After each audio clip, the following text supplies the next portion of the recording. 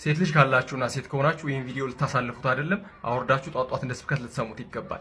ብዙ ሰው ከወንድ ልጅ ይልቅ ሴት ልጅ ማሳደግ ቀላል ነው ይላል። ነገር ግን ሴት ልጅ በትክክል ማሳደግ በጣም ከባድ ነው። ለሴት ልጃችሁ ጓደኛ እንጂ ኃይለኛ አትሁኑ። ሴት ልጅ ስስ ናት፣ በቀላሉ ተሰባሪ ናት። ስለዚህ በጣም ኃይል ባበዛችሁ ቁጥር አንገት ደፊ፣ ማትናገር፣ ስሜቷን ማትገልጽ እየሆነች ትሄዳለች።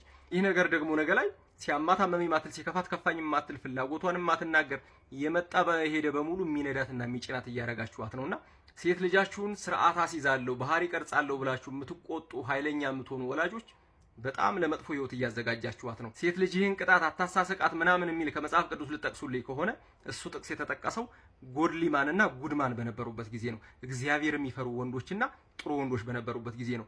አሁን ጭራቅ የሆኑ ወንዶች እየመጡ ያሉበት ጊዜ ስለሆነ ሴት ልጅህን ጸባይ እንዲኖራት ምስኪን እንድትሆን አድርገህ እያሳደግክ ከሆነ የነዚህ ወንዶች መጠቀሚያ እንድትሆን እያረክ ነው።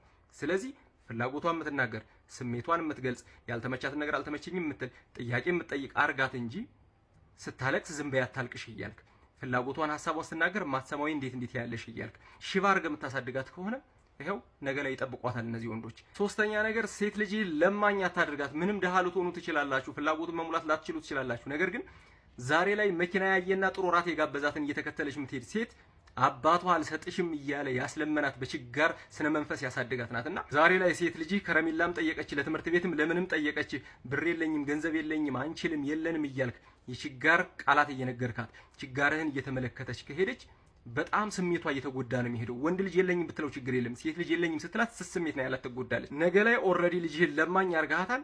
የባሏ ለማኝ የምንድነው ያለው እንደገና ሀብታም የሆነ ሰው የምትከተል ታረጋታለህ። ስለዚህ በተቻለ መጠን ሴት ልጆች ፍላጎታቸውን መሙላት ባትችሉ እንኳን እንዴት ይሄን ትጠይቂያለሽ እንዴት ይሄን ትፈልጊያለሽ በማለትም እያሳቀቃችሁ በመፈለጋቸው እንዲጸጸቱና እንዲሳቀቁ አታርጓቸው። ካልሆነ ሰርታ ራሷን የምትችል ሳይሆን ሰውን ለማኝ የሆነች በባሏ ላይ ጥገኛ የሆነች ሴት ልጅ እያሳደጋችሁ ነው። አራተኛ ለሴት ልጃችሁ በቂ ጊዜ ስጡ። በተለይ አባቶች ሴት ልጅ በጣም መታቀፍ፣ መሳም፣ እንደግም መጫወት፣ ማውራት፣ መደሰት ትፈልጋለች። እሱን ደግሞ ብዙን ከአባት ነው የምትፈልገውና ያን እየሰጣችሁ ካልሆነ ያን ስሜት ለማግኘት ስልክህን እየነካካ ይሆናል። ዞር ብትል አንተ እንድታያት የሆነ ነገር እያደረገች ነው።